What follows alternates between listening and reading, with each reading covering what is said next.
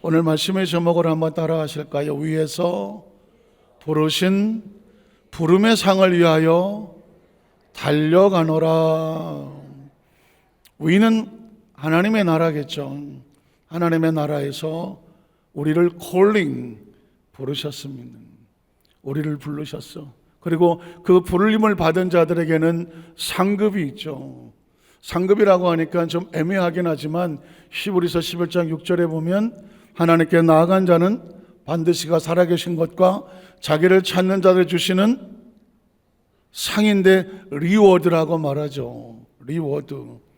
송산 꼭대기에 등산하는 사람들은 그 꼭대기에 올라가는 이유가 거기서만 볼 수 있는 절경이 있기 때문이죠. 아래서는 볼 수 없는, 위에 올라가야만 볼 수 있는 비경, 절경, 풍경, 아름다운 모습이 있기 때문이죠. 그것 때문에 산을 올라간다고 합니다. 땀 흘려 힘들고 어려워도 올라갑니다. 마찬가지죠. 하나님께서 우리에게 부르시는, 각자에게 주시는 콜링이 있어요. 물론 목회자도 있고 장로님도 있고 직분이 다 있지만 그것은 높고 낮음을 생각하지 않아요. 제가 늘 얘기하는 것처럼 우리의 직분은 피자와 같아. 피자. 배고프시죠? 피자는 옆으로 나눠서 잘라져 있어요. 층으로 나눠 있지 않다고요. 그걸 영어로 섹타라고 말해요. 나누는 거예요. 조각조각이 모여서 한 판을 이루는 거예요. 그러니까 목회자의 섹타가 있고 장로들의 섹타가 있고 권사님, 안수사님, 지역장, 구역장님 모든 성도들이 섹타가 있어요. 나는 뭐 평신도 오고 뭐 나는 직분도 없는데 그 직분도 섹타가 있어요. 그래서 이것이 다 아구가 맞을 때 비로소 한 판이 되는 거죠. 그래서 하나님은 저와 여러분을 한 사람 한 사람 크리스찬으로 각자 모습대로 부르셔서 예배자로, 사명자로, 봉사자로, 찬양으로, 헌신으로, 각 선교회로, 기도로, 또 때로는 물질로, 때로는 헌신하는 봉사하는 몸으로, 시간으로, 달란트로 각자의 모습으로 섹타를, 각 판을 이루었을 때 비로소 아름다운 한 판이 되는 것이죠. 한번 따라 하실까요? 한 판, 한 판, 한 판. 무슨 한 판? 피자 한 판. 그래서 아름다운 피자 한 판이 돼서 하나님 보시기에 좋았더라. 그래서 이건 또 반대급부적으로 나만큼 이렇게 열심히 일하는 사람이 있어? 당신은 뭐야? 당신보다 내가 더 열심히 일하잖아. 열심히 일하는 건 계급이 될 수 없어요. 열심히 일하는 건 자랑이 될 수가 없어요. 왜냐하면 불러주신 분도 하나님이고 맡겨주신 분도 하나님이고 그런 사명을 맡을 수 있도록 우리에게 달란트를 주신 분도 하나님이고 시간도 될 수 있고 물질도 될 수 있고 달란트도 될 수 있고 은사도 될 수 있거든요. 결국 남는 거는 뭐냐? 하나님의 이름으로 이 땅에 헌신하고 맡겨놓고 가는 그 사명만 남는 거예요. 월요일날 우리 인도 선교사 우리 박사멜 목사님께서 처음에 영상을 보였을 때 인도에서 힌두교 사람들 속에서 99% 이상이 전부 힌두교인데 어쩌다가 예수를 믿었냐고. 참 제가 목사 입장에서 어쩌다가라는 표현을 쓰는 게 참 그런데 어쩌다가 예수를 믿었어. 그냥 힌두교에 섞여 살면 뭐라는 사람도 없고 적당히 섞여 살면 그냥 눈치 볼 것도 없는데 어쩌다가 하필이면 인도에서 예수를 믿었냐고. 그러다가 보니까 크리스찬의 딱지가 붙어서 힌두교라는 공동체에서 숨어 살아야 돼. 쫓겨나가서 따로 살아야 돼. 따로 살아야 돼. 거기서 열악한 곳에서 따로 살아야 돼. 그러다가 보니까 심지어 어떤 사람들은 물이 생명인데 우리 우물 쓰지 마 지키고 이러니 어떻게 해요? 그러니까 예수 믿는다는 게 우리같이 대한민국 같은 이 종교의 자유가 있는 곳에서는 그냥 흔한 일일 수 있어요. 그런데 인도, 지금 중국도 그렇고 지금 저 동남아시아 쪽도 점점 핍박이 심해지고 있거든요. 이슬람은 뒤로 이루 말할 것도 없고, 이러다가 보니까 예수를 믿는다는 얘기는 결국 목숨을 거는 이야기예요. 예수를 믿는다는 건 목숨을 거는 이야기더라고요. 어디에 목숨을 겁니까? 육신의 생명에 내려놓고 영원한 생명을 선택하는 건 이런 사람들이 있는 거예요. 그러니까 그런 사람들을 놓고 우리가 바라볼 때 강 건너 불구경하는 것이 아니라 우리도 그렇게 은혜를 입었거든. 우리도 그렇게 은혜 입었어요. 이 조선 땅에 저희 한 200년 전에 복음이 들어왔을 때에 그 당시 이제 천주교에서 선교를 했는데, 이 기독교는 100년 전에도 140년 전에 들어왔고 200년 전에 천주교가 왔어요. 그때 우리나라가 이 조선이 얼마나 쇄국 정책이 심했는지, 막 어디서 화약을 조금만 만들어서 막 대포를 쏘기도 하고, 선교사들이 들어오면 서양 귀신이라고 막 잡아 죽이기도 하고, 처음에 왔던 사람들, 그 사람들 많이 죽었습니다. 순교했어요. 최초의 우리나라 신부라고 하는 김대건 신부라고 하는 사람은 갓 쓰고 숨기려고 했지만, 지금 가만히 생각하면 그런 사람도 이 유교 문화가 가득한 곳에서 천주교라도 받아들여서 예수를 믿는다? 목숨 거는 겁니다. 순교의 피가 이 한반도에 처절히 붙어 있었기 때문에 그 복음이 와서 여기까지 와 있는 거죠. 개신교가 들어왔을 때 이 순복음도요, 기골이 장대한 남자 선교사들이 들어와서 뭐 씩씩하게 복음 전하는 거 아니에요. 순복음에는 럼씨라고 하는 여자 선교사님이 저 부산 쪽에 와서 목숨을 걸고 복음을 전했어요. 그러다가 은혜 받고 성령 받은 사람들이 하나씩 드러나기 시작하고, 그 중에 하나가 조영기 목사님이잖아요. 고등학교 1학년 때 폐병으로 다 죽어가던 그 까까머리 그 고등학생에게 이 복음을 들은 한 친구 누나라고 하던가요, 한 여학생이 와서 폐병 말기로 저 사랑방에 그대로 죽어도 어쩔 수 없는 비켜는 그곳에 와서 예수를 증거한. 우리 같으면 하겠어요? 폐결핵 말기로 집안에서도 죽을지 몰라서 저쪽 옆에 조그만 방에다가 격리시켜 놓은 그 까까머리 고등학교 1학년 남자아이의 그 죽음의 그림자가 가리워진 그 집에 문을 열고 들어가서 예수의 복음을 증거할 수 있는, 고등학교 조 목사님이 고1이면 고2나 고3 됐겠죠. 갈래머리를 딴 여학생이 와서 정기 목사님에게 복음을 증거한다고요? 쉽지 않잖아요. 어떻게 그게 가능할까요? 어떻게 가능할까요? 자기가 은혜를 입었으니까요. 은혜를 아는 사람, 은혜를 받은 사람이 은혜를 거저주는 거죠. 완강하게 부인하고 완강하게 거부하고 소리 지르고 내쫓았던, 그렇게 반응했던 조영기 목사님이, 저 사람이, 그것도 여학생이 다 죽음의 그림자였고 가족도 버린 나를 죽을 수 모르는 버린 나를, 격리시켜 놓은 나를, 도대체 뭐가 저 여학생을 나를 이곳에 보내게 했고 나에게 예수를 증거하나? 예수가 누군가? 사실 이렇게 시작되는 거거든요.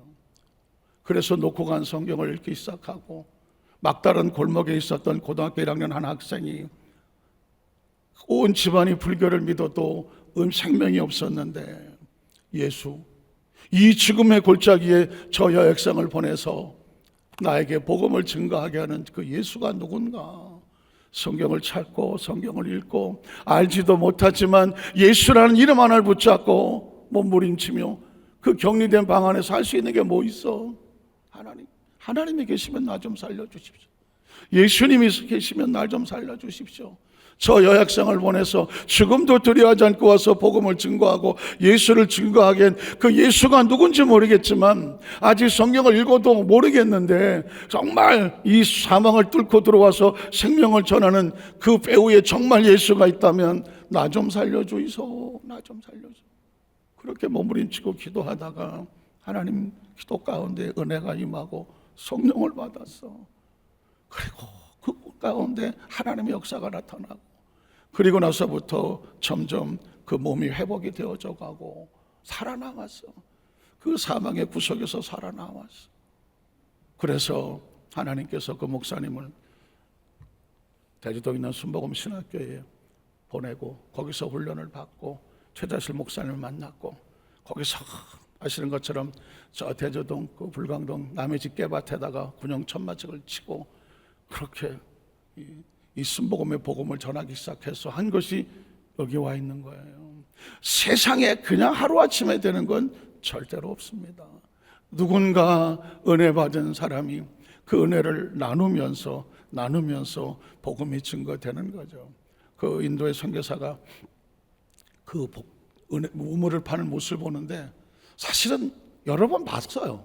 그 전에도 봤고 또 막 봤고, 제가 아프리카 케냐도 부흥회도 가봤고 거기도 그렇고, 또 잠비아에 우리 장로님들이랑 우리 부목사님하고 같이 처음에 안산 온 지 얼마 안 돼서 월드비전에서 같이 갔었죠.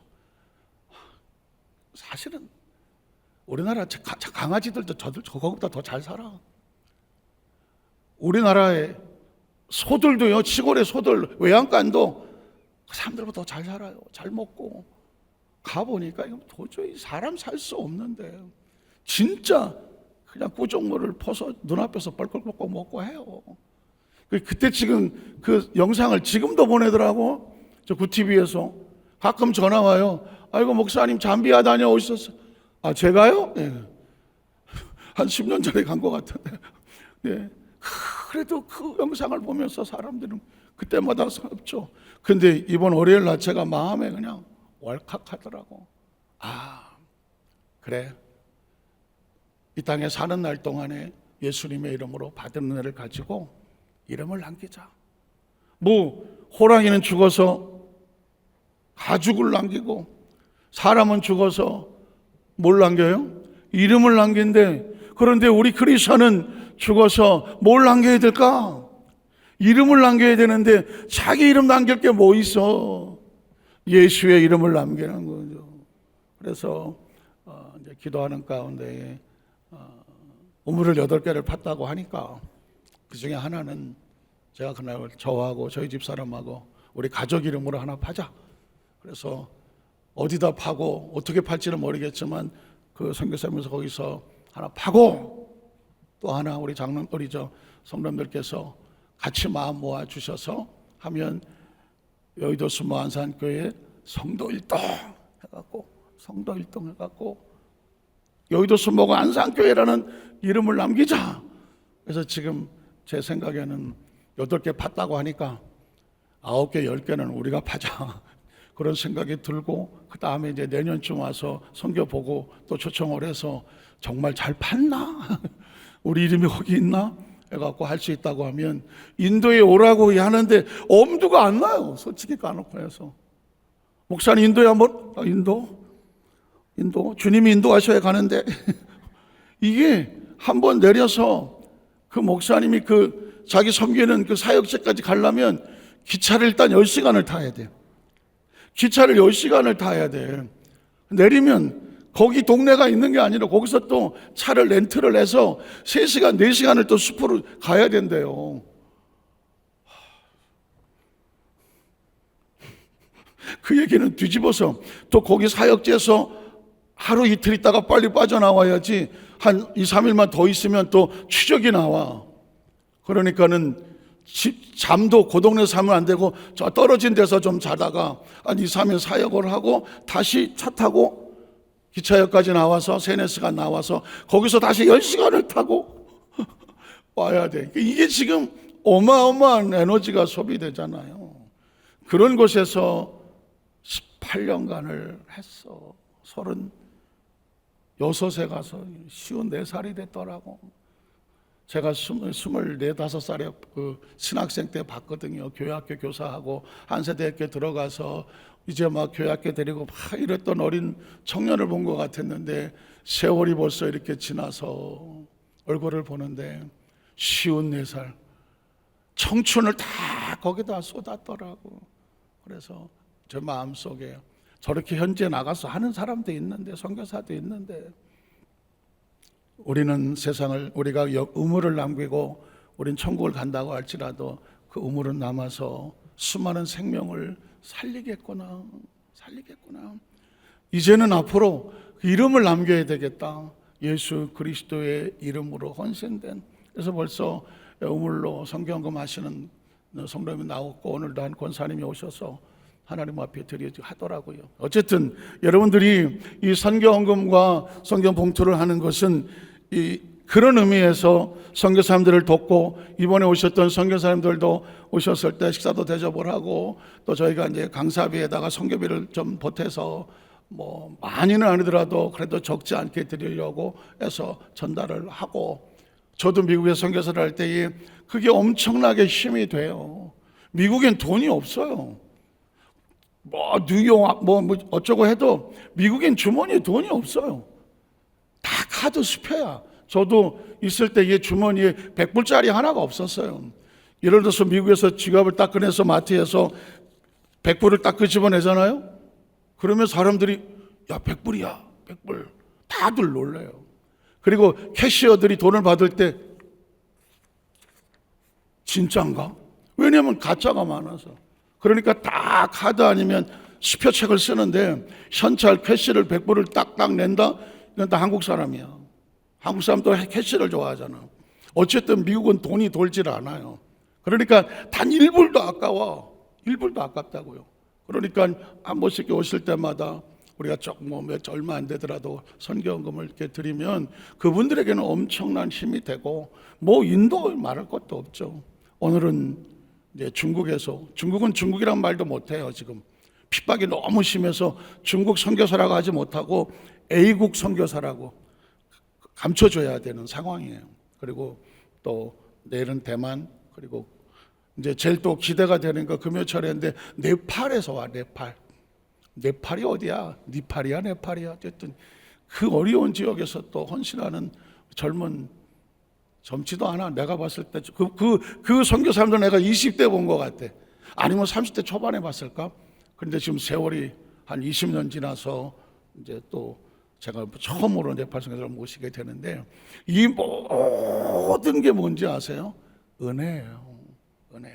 자, 그런데 이 은혜인데, 사명을 은혜로 감당하는데, 은혜를 품으면 마음에 뭐가 생기냐면 기쁨이 생깁니다. 제가 아까 그랬죠. 은혜를 받은 사람은 얼굴의 표정이 사나울 수 없다. 언어가 폭력일 수가 없다. 은혜를 받은 사람은 차갑고 냉정할 수가 없다. 은혜를 받은 사람은 거저 받았으니 거저 줄 줄 아는 이 풍성함이 있다. 그 배후에는 뭐가 있을까?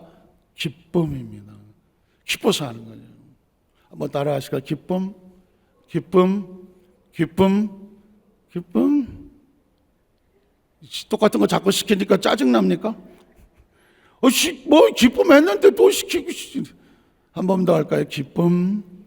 오늘 성경에 빌립보서에 보면 이 성도를 지키는 건 뭐다? 기쁨이다. 성경 한번 볼게요. 빌립보서 3장 1절에 보면 끝이로나 형제들아 주 안에서 뭐해라? 주 안에서 해요. 그리스도 안에서는 뭐예요? 왜? 받은 은혜. 주 안에서 뭐가 있어? 은혜지 뭐. 은혜입니다. 십자가, 뭐 구속, 사랑, 뭐 생명, 치유, 뭐 복음 다 있으면 거기에 은혜가 없으면 아주 냉정해지기 시작하죠. 값없이 주시는 은혜. 그 값없이 은혜를 받은 사람의 마음의 표적이 뭐예요? 기쁨입니다. 아, 은혜 받았습니다. 할렐루야. 그런데 그런 마음에 뭐가 있어야 돼? 기쁨이 있어야죠. 그리고 마찬가지로 헌신을 하는 사람도 내가 정말 값없이 이거를 줍니다. 주면서 마음에 뭐가 있어야 될 것 같아요? 기쁨이죠. 아, 이거 이제 가져가세요. 가져가라고요. 아까워서 한 장만 가져가세요. 아유, 아까워 죽겠네. 아유, 할 수 없네. 2장 가져가세요. 에이, 다 가져가세요. 아유, 아까워. 이건 은혜가 아니잖아요. 받는 사람 입장에서도 하나를 주면 아유, 감사해요. 2개를 줘도 아유, 감사합니다. 3개를 줘도 감사한데. 3개 했는데 하나 줬더니 아이씨, 하나밖에 안 줘가 있어. 무슨 기쁨이 상실되면 은혜가 상실되는 거거든요. 저는 이 빌립보서의 가장 강력한 주제가 뭐냐면 기쁨입니다. 그 기쁨은 어디서 오는 거냐면 은혜로 인한 기쁨입니다. 하나님이 주시는 그 은혜로 인하여 우리의 삶의 표적이 뭐가 되냐? 기쁨이어야 돼요. 오늘 이 시간 여러분 최상으로 얼굴에 기쁨의 표정을 한번 쳐보세요. 아, 목사님, 저 월요일부터 부흥회를 해갖고 월요일날도 어제도 해서 또 알아왔어야 돼요. 아, 수요일 아침에 나와 있으니 얼굴이 내가 지금 기뻐하게 생겼어요. 알아요. 안다고. 육신이 피곤하더라도 영혼의 기쁨은 얼굴에 빛이 나게 합니다. 빛이 나게 해요. 기쁨을 하세요. 왜냐하면 오늘 그 다음 절에 보면 기뻐하면 너희가 안전하다 합니다. 너희에게 같은 말을 쓰는 것이 내게는 수고로움이 없고 너희에게는 뭐하다? 안전하다. 내 신앙을 지키는 일은 내가 무엇을 가슴에 품는 일이에요? 기쁨. 내가 강력해지는 일은 내 안에 기쁨. 내 안에 강력한 영성을 유지하는 것은 내 안에 기쁨. 마귀가 한 길로 왔지만 일곱 길로 쫓겨나게 하는 것은 내 안에 기쁨. 어떤 상황이든지 합력하여 선을 이루게 만드는 것은 내 안에 기쁨이에요. 그래서 우리 여도수 한사교회 성도들은 늘 얼굴에 기쁨이, 은혜가 충만하시기를 주님의 이름으로 축복합니다. 저는요 요즘 얼마나 기쁜지 몰라요? 물 한 모금 먹고요. 어느 날 손이 이렇게 올라가 갖고 여기를 만지는데 이게 뭐지? 까칠까칠한 새끼 머리들이 올라오고 있어. 오? 이거 옛날에 중학교 갈 때 머리 빡빡 깎았더니 그때 머리가 까칠까칠한 게 어떤 그 느낌인데 이게 지금 얼마 만에 느끼는 느낌이지? 이 앞부분에 머리가 까칠까칠하게 올라오고 있어. 여러분 그 기쁨 모르죠? 모를 거야.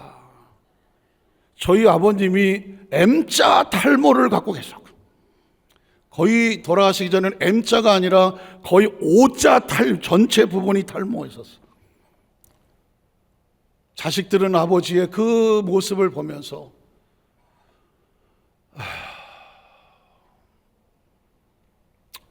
나도 저렇게 되겠구나. 자식들은 그러잖아요. 요즘은요 젊은 사람들이 미리 부모한테 손해배상 청구하잖아요.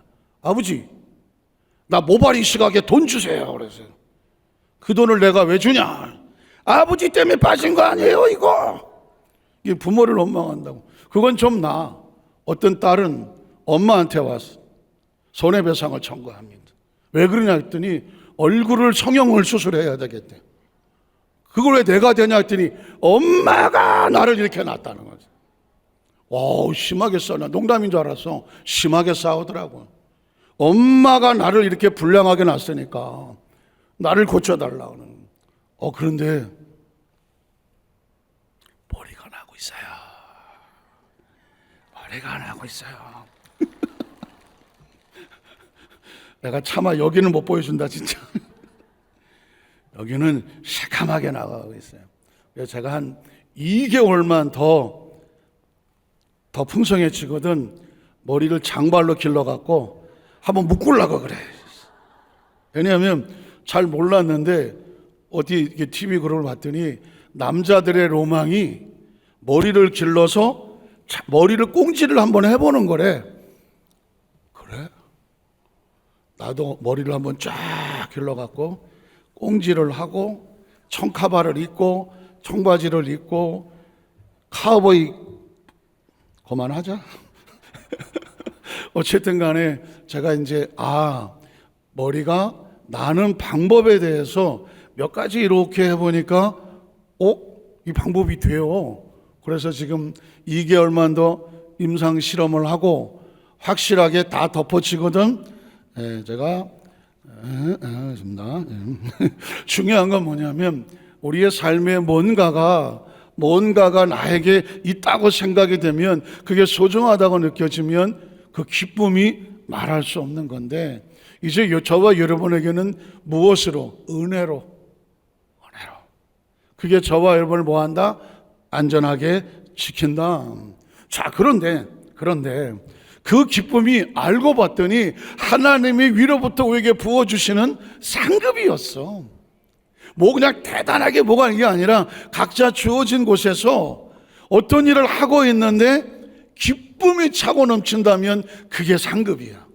그게 상급이라고요. 어떤 사람에게 귀한 일을 맡겼는데도 불구하고 기쁘지 않다면 그건 상급이 아니야. 근데 내가 뭐 도로에서 청소를 하던, 문 앞에서 주차 뭐를 하던, 무슨 뭐 화장실 청소를 하던, 계단 청소를 하던, 아니면 어떤 헌신하고 이 더운 여름에 길거리에 전도를 나가서 온몸이 땀에 젖어 오든 마음에 생각지 않은 말할 수 없는 기쁨이 있다면 그건 나에게 뭐다? 하나님이 주시는 상급이에요. 우리 첫 번째로 한번 들어가 볼게요. 오늘 성경에 보면 예수께 잡힌 바 된 것을 잡으려고 달려간다. 빌립보서 3장 10절에 보니까 내가 그랬죠. 제가 10절만 하고 끝날 수도 있어요. 왜냐하면 저는 전체 맥락보다도 이 문장의 구조가 생기기 위해서 선택해 있는 이 관계들을 알고 싶어요. 자, 내가는 누구야? 바울이잖아요. 내가. 바울은 누구야? 철저한 유대인, 율법학자, 예수를 알지 못했던 그 철저한 유대인, 바리새인, 종교주의자, 그 종교주의자가 다메섹 선상에서 사도행전 9장에 예수를 환상 중에 만나고 음성을 듣고 너는 이방을 위해서 내가 택한 나의 그릇이다 사명을 알고, 그리고 성경 속에 구약에 예언된 모든 메시아의 응답이 예수 그리스도라는 것을 확신하고 지나간 모든 것을 초기화와 같이 배설물로 버리고 자신의 목숨을 들고 복음을 들고 유대를 건너 저 빌립보를 건너 마게도냐 유럽의 복음을 들고 간 선교자거든요. 그러니까 지금 이 복음을 전하다가 빌립보 감옥에까지 들어가 앉아 있어. 그리고 하나님의 말씀을 쓰고 있다고요. 그게 나야. 바울의 입장을 생각해 보자고요. 이게 바울이에요. 내가. 그런데 이 바울이 내가 누구와? 그리스도와. 그리스도와. 그러면 성경은요, 한 단어 한 단어 한 단어 속에 담겨져 있는 정확한 데피니션이라고 하는 정의를 알아야 돼요. 그 말뜻과 속뜻을 알아야 이 문장에서 나에게 하고 싶은 메시지가 뭔지가 정확히 들어올 게 아닙니까? 아, 빌립보 3장 10절은 내가 그리스도와 그 부활의 권능과 그 권한을 참여함을 알고 그의 죽으심을 본받아. 하나도 들어오는 거 없어. 아, 이런 내용은 알겠어. 그러나 여기서 외치고 있는 The Bible say, 성경은 뭐라고 말하나? 성령은 이것을 통해 우리에게 어떤 감동을 주시려고 하나, 나에게 메시지를 주시려고 하면 내가 누군지를 알아야 되고 어떤 상황인지 알아야 되고, 이게 바울이야. 근데 바울이 누구와? 그리스도와. 그리스도와. 그리스도가 누구예요? 그리스도에 대한 정확한 정의가 있어야 돼. 한번 따라 하실까요? 그리스도, 그리스도, 그리스도. 어쩌면 크리스천들에게 그리스도가 누구냐고 묻는다는 단어가 가장 기초적이고 뻔히 하는 얘기 같지만, 당신은 그리스도를 아십니까? 그리스도가 뭐야? 그리스도. 예수 그리스도. 저는 요즘 어떤 성경의 인사이트를 하는 영감을 주시냐면, 창세기부터 계시록까지 어떤 단어로 쭉 정리가 되는, 예를 들면 그리스도, 그리스도가 누굴까? 예수는 요한복음 1장에는 말씀이신 예수 그리스도, 태초에 말씀으로 천지를 창조하셨으니 그 예수 그리스도가 말씀이 아니고는 창조되지 것이 없다. 그렇다면 그리스도 하면 제일 먼저 떠오르는 것은 창조주 하나님. 믿으십니까? 그 안에 생명이 있었으니 모든 만물의 생명의 근원이 되신 예수 그리스도. 믿으십니까? 그리스도라는 이름은 단순하지가 않아요. 창조주이신 그리스도, 생명의 구주가 되시는 그리스도. 믿으십니까? 그리고 구약 성경 속에 하나님의 역사가 나타났을 때에 자신의 존재를 드러나지 않지만 주의 사자들, 하나님이랑 함께 하셨던 하나님의 사자들의 모습이 예수의 모습으로 나오고, 그리고 구약 성경의 모든 주제가 뭐야? 오실 메시아. 한번 따라 하실까요? 오실 메시아. 이스라엘 자기 백성을 건져낼 오실 메시아, 그가 그리스도예요. 그리스도의 뜻은 기름 부은 자, 기름 부은 자. 그러니까 구약시대의 성도들은 오로지 오실 메시아를 기다렸어요.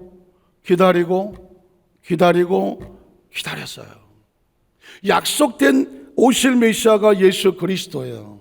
그러면 그리스도와 했을 때 벌써 딱 머릿속에 창조주 되시는 하나님, 우리의 생명의 주관자 되시는 하나님, 그리고 그 하나님이 이 땅에 이 백성을 하나님 나라를 가지고 오시기 위해서 약속된 기름 부은 자, 그게 그리스도예요. 그리고 그 그리스도로 끝나면 구약으로 끝나버리잖아요. 그 그리스도가 말씀대로 육신이 되어 우리 가운데 거하셨으니 하나님 아버지의 영광이요 독생자의 영광이요 은혜와 진리가 충만하더라. 하나님의 말씀을 예언을 약속대로 이 땅에 오신 메시아 그리스도, 신약을 출발시키는 그리스도 믿으십니까? 그 이름을 임마누엘이라고, 그 이름이 예수가 된 것은 자기 백성을 저들의 죄에서 뭐 하시는 분? 건져내시는 분. 구약을 간통하고 구약을 이루신 분이 누구다? 그리스도. 그 예수 그리스도의 사역 속에 성령님과 함께 죄인을 용서하셨던 그리스도, 병든 자를 치료하시는 그리스도, 비어진 밴드를 하나님의 축복으로 채우시는 그리스도 믿으십니까? 성령을 약속하시는 그리스도, 보혜사, 아버지께로 가면 다시 와서 너희를 내게로 영접하리라. 우리를 하나님 나라로 끌어갈 재림 다시 오실 그리스도 믿으십니까? 제가 여러분에게 구약부터 신약까지를 지금 쫙 그리스도에 대해서 관통을 하고 있어요. 이걸 조금 더 학문적으로 말하면 신학개론에서 그리스도론이라고 말하는 거예요. 조직신학에서 예수 그리스도는 누구인가? 그리스도론이라고 말하는 거예요. 그리고 그 그리스도가 성령을 약속하셨고 그리스도의 약속대로 성령님이 오셔서 교회를 세우셨고, 성령이 오셔서 성령 충만하면 그런 그리스도는 끝인가? No. 성령 받은 성도를 통하여서 이 땅에 뭐를 증거하게 해요? 복음을 증거하게 되는데 복음의 주인공이 누구예요? 그리스도. 복음의 핵심은 그리스도. 베드로가 성령을 받고 나서 예수를 모른다고 부인하고 예수를 도망을 쳤어. 왜? 예수가 그리스도인 것을 확신하지 못했기 때문에요. 예수가 그리스도인 것을 확신하려면 오직 무엇밖에 없다? 성령 생만밖에 없어요. 베드로가 예수를 몰랐어요? 3년 6개월 동안 예수님 따라다녔다고요. 병든 자를 고치고 귀신을 쫓아내고 심지어 죽은 자가 살아나는 것을 보았다고요. 야이로 딸이 예수님이 살리실 때 베드로, 야고보, 요한이 그 자리에 있었다니까요. 그 자리에 있었다고요. 나사로를 살릴 때 베드로, 야고보, 요한 그 자리에 있었다고요. 나인성 과부의 아들이 살아날 때 그 제자들이 다 있었다고요. 그럼에도 불구하고 예수가 그리스도인 것을 확신할 수 없는, 이게 확실하게 채워지지 않는 것은 성령의 충만함이 모자랐기 때문이에요. 예수님이 승천하시면서 마지막으로 선포하셨던 것은 위로부터 내리는 능력, 성령의 충만함을 받아라. 그 성령의 충만함이 교회를 세우고 사역자를 세웠습니다. 목적은 뭘까요? 증인이 되라. 예수가 그리스도인 것을 증거하는 증인이 되라. 그리고 이제 바울 서신이 온통 다 그곳에서 예수가 누구인지를 선포하고, 요한계시록은 뭐예요? 그가 다시 오신다. 한번 따라하시고, 다시 오실 그리스도 믿으십니까? 이 그리스도란 말 한마디에 창조부터 다시 오실 그리스도, 다시 오시면 뭐 하는데요? 내가 다시 와서 너희를 내게로 영접하여 나 있는 곳에 영원히 있게 하리라. 영생, 영원한 생명의 통로와 길과 진리와 메시지가 되시죠. 그분이 누구예요? 그리스도예요. 사실은 크리스천들의 머릿속에, 여러분이 뭐 신학생이 아니고 또 뭐 신학을 공부하지 않아도 머릿속에 그리스도 하면 지금 제가 말씀드렸던 창세부터 계시록까지 그리스도란 그리스도론이 쫙 머릿속에 들어와 있어야 돼요. 누군가 우리 성도들에게 그리스도가 뭐야? 예수 그리스도인데 그리스도가 뭐야? 그러면 그리스도라고 하는 것은 구약에 예언된 메시아를 말하는데 기름을 부은 자야. 그 그리스도는 성부, 성자, 성령 삼위일체 하나님의 제2위가 되시는 성자 예수 그리스도를 말하는 거야. 그 성자 예수 삼위일체는 뭐야?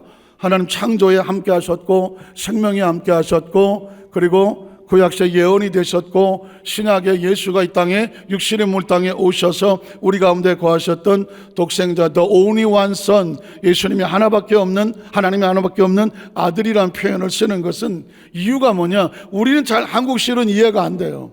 그런데 그 당시는 뭐냐면 아버지를 대신해서 아버지와 똑같은 자격으로 누가 갈 수 있을까요? 아들이 갈 수 있어요. 종을 보낼 수는 없어요.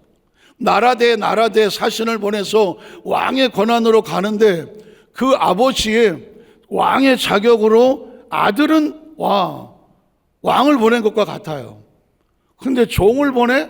아니 지금 우리나라가 그거밖에 안 돼? 이게 예의가 아니지. 그러나 하나님이 세상을 이처럼 사랑하사 The only one son, 독생자 하나밖에 없는 자신을 이 땅에 우리에게 보내주셨다는 얘기는 하나님이 오셨다는 이야기예요. 그를 믿는 자마다 뭘 믿어요? 그 독생자가 하나님이다, 예수가 그리스도다, 메시아다, 이걸 믿는 자에게는 멸망하지 아니하고 영원한 생명을 얻게 하신다는 겁니다. 그러니까 이게 머릿속에 정리가 되죠. 나는 누구냐? 그 예수 그리스도를 믿고 영접한다 곧 그림을 믿는 자들에게는 하나님의 자녀가 되는 권세, 그 권세를 받았다는 거죠. 나는 예수로 말미암아 하나님의 자녀가 되었고 영원한 생명을 가진 자입니다 때문에 육신에 연연하지 않습니다. 세상 것에 연연하지 않습니다. 왜냐하면 다 알아. 빈손으로 왔다가 빈손으로 간다는 거 다 알아요. 모르는 사람이 있어요? 인생은 나그네. 나는 목소리 저음이 잘 안 나네.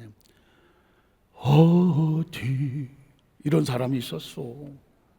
하숙생이라는 노래야. 인생이 뭐냐?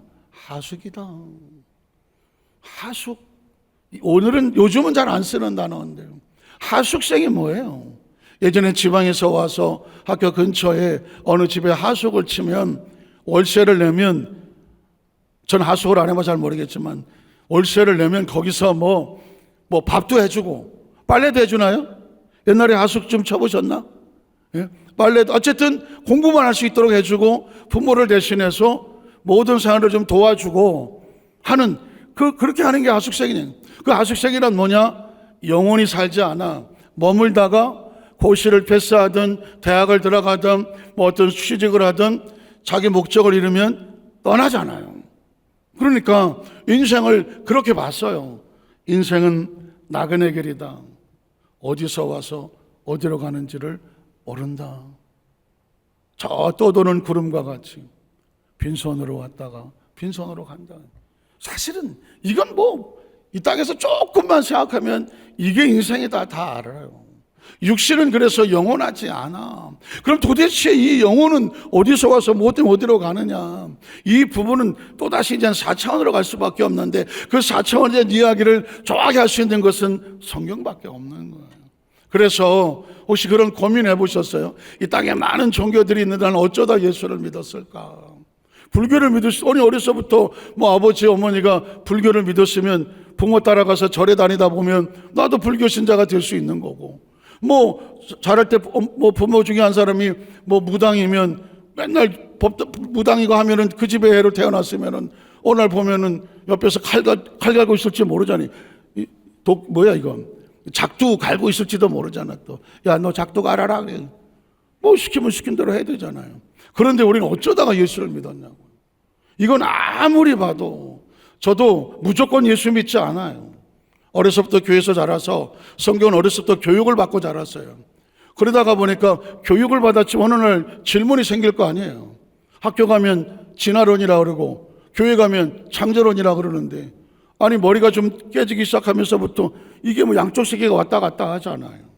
그러면 성경은 저는 철저하게 과학이 됐던 생물학이 됐던 학문적으로 접근을 해서 이거 아니네 할 수 있는 게 하나도 없어요. 애시당초 존재부터 우주를 알고 천문학을 알고 보면 존재하는 모든 것은 창조가 없이 존재가 되나요? 여기서부터 논리가 안 되는 거예요. 이 땅에 존재하는 존재에 대해서 과학으로 설명해 보세요. 과학으로 설명해 보라니까.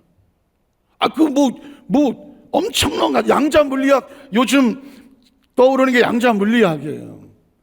좀 어려운 얘기라서 설명하기는 좀 어렵지만은 양자 물리학을 보면 이런 얘기를 하는 거예요. 자, 예를 들어서 사람의 요거만 얘기 말씀 마칠게요. 사람의 몸도 뭘로 이루어졌을까요? 세포로 이루어졌죠. 세포. 동의하십니까? 사람의 몸도 세포로 만들어졌어요. 이 세포들을 쪼개고 쪼으면 원소, 많이 들어보셨죠? 원자, 중성자, 전자, 가장 소미립자라고 말해요. 미립자. 그러니까 이 땅에 존재하는 모든 것들을 구성하는 것은 뭐냐? 소미립자예요. 그러면 벽에 있는 이 나무, 의자 이런 거 다 뭘로 만들어졌을까요? 다 미립자예요. 이 땅에 존재하는 것들은 다 미립자들이에요. 그러니까 우리 육체도 미립자로 만들어졌어요. 그래서 어떻게? 죽으면 다, 죄송한 표현이지만 썩어서 흙으로 돌아가. 형체가 없어요. 형체가 없잖아요. 왜? 미립자가 분해돼 버린 거예요. 분해된 거예요.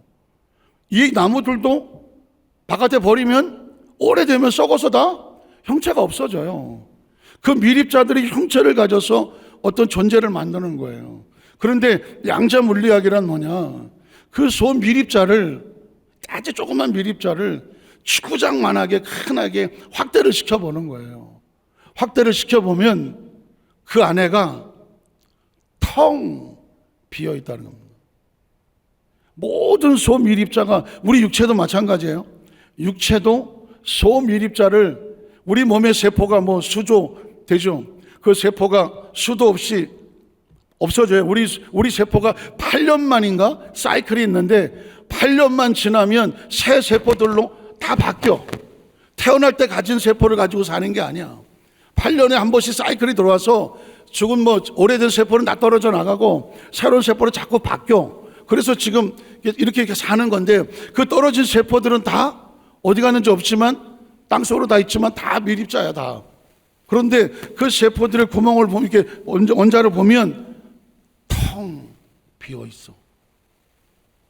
텅 비어 있어. 무슨 얘기냐? 이 세상은 비어 있다는 거죠. 이 세상은 비어 있어. 지금 몸이 있지만, 내가 이런 몸을 가지고 있지만 이 몸도 양자 물리학으로 보면 비어 있어. 비어 있다고요. 그러니까 불교가 양자 물리학하고 불교가 양자 물리학을 안 해? 왜 그러냐면 불교에서 이렇게 말했어. 색즉 시공이야. 색, 보이는 것은 즉시 없다. 보이지만 착각한 거다. 사실은 아무것도 없다. 무념, 무상, 생각도 없고 사고도 없다. 그래서 불교에서 말하는 마음 철학이 뭐예요? 왜 이렇게 슬피 울어? 뭐 때문에 이렇게 인상 쓰고 힘들어해? 다 허상이야. 무아, 내가 없는데 내가 없는데 당신이 느끼는 슬픔과 감정, 이거는 내가 없기 때문에 다 착각이야. 그러니까 굳이 내가 없으니 이 무념, 이 고난과 아픔과 눈물, 감정도 다 허상이고, 너도 허상이고 나도 허상이야. 불교는 아예 허상이야. 그러니까 없는 것 때문에 그래 고민하지 말고 그냥 다 없어. 그리고 살라는 거야. 그게 불교에서 말하는 거야. 그러니까 아예 없으니까 나도 없는 거고 그냥 이게 얼마나 허망하냐고요. 그러나 기독교는 달라요. 그 비어진 곳에 하나님이 영으로 채우는 종교야. 기독교는 채우는 종교고요, 불교는 비우는 종교인데 원래 비어져 있기 때문에 비울 것도 없어. 그러나 기독교는 흙으로 사람을 지어 놓으시고 그 빈 곳에다가 하나님이 생기를 집어넣었어. 생기는 생명은 그래서 미립자가 아니야. 하나님으로부터 온 영이야. 육체는 미립자나 3차원의 시간과 공간의 제한을 받지만 영은 시간과 공간을 제한을 받지 않는 하나님으로부터 온 하나님의 생기야. 그러므로 육신은 3차원을 가지고 있지만 하나님의 영혼을 가지고 있는 4차원적인 존재예요. 세상이 끝나도 내 육체는 사라져도 내 영혼이 살아있는 영생할 수밖에 없는 이유는 영혼은 미립자가 아니야. 영혼은 하나님의 본질이거든요. 그래서 우리는 하나님으로부터 와서 하나님 안에 있다가 어디로 간다? 하나님께로 간다. 불교는 인생을 그래서 고해라고 말해. 고통의 바다라고 말해. 우리는 거꾸로 말해. 우리는 인생을 은혜의 바다라고 말해. 모든 게 은혜야. 살아 움직이는 게 은혜고, 힘들고 어려운 일을 만나도 은혜야. 왜? 이 모든 것이 합력하여 선을 이루고 그것 때문에 나를 더 단단하게 만드는 거야. 그래서 모든 것을 은혜로 받으면 버릴 것이 하나도 없으니 이 기쁨을 품는 것이 뭐다? 그게 우리의 주신 하나님의 상급이에요.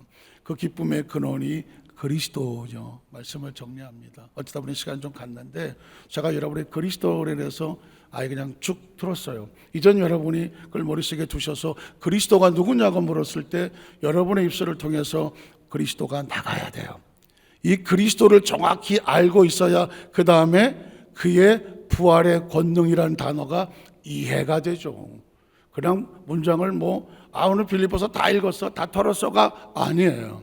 하나하나에 대한 정확한 definition이라고 하는 정의가 필요해요. 정의를 알아야 이해가 되고 인식이 되고 그게 내 것이 되고 누군가 나에게 그게 뭐냐고 물었을 때 내 머리에 정의가 돼야 다른 사람에게 그거를 설명해 줄 수가 있어요. 그 은혜가 이미 와 있고 함께 하시기를 주님의 이름으로 축복합니다. 기도하겠습니다. 하나님 아버지 감사합니다.